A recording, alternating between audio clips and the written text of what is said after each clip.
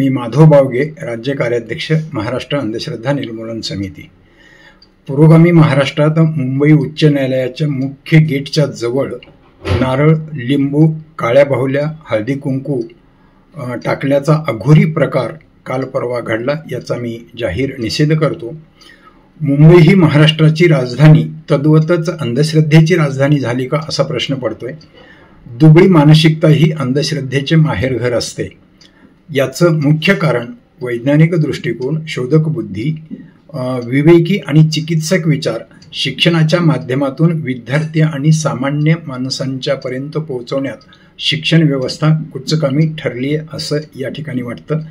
महाराष्ट्र शासनाने जादूटोणा विरोधी कायदा मंजूर केला खरा, परंतु तो जनतेपर्यंत पोहोचवण्यात, त्यांचे नियम करण्यात आणि प्रत्यक्ष प्रभावी अंमलबजावणी करण्यात सपशेल अपयश ठरले असं या ठिकाणी स्पष्टपणे सांगावं असं वाटतं.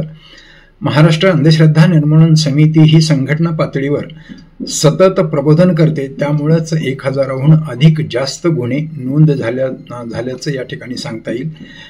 कायद्याचे नियम मंजूर करून प्रभावी प्रबोधन मोहीम राबवल्यास यावर आळा बसू शकतो असं संघटनेला वाटतं.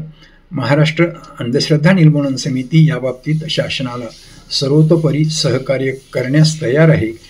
शासनाने तशी अनुकूलता दाखवावी अशी विनंती करण्यात येत आहे.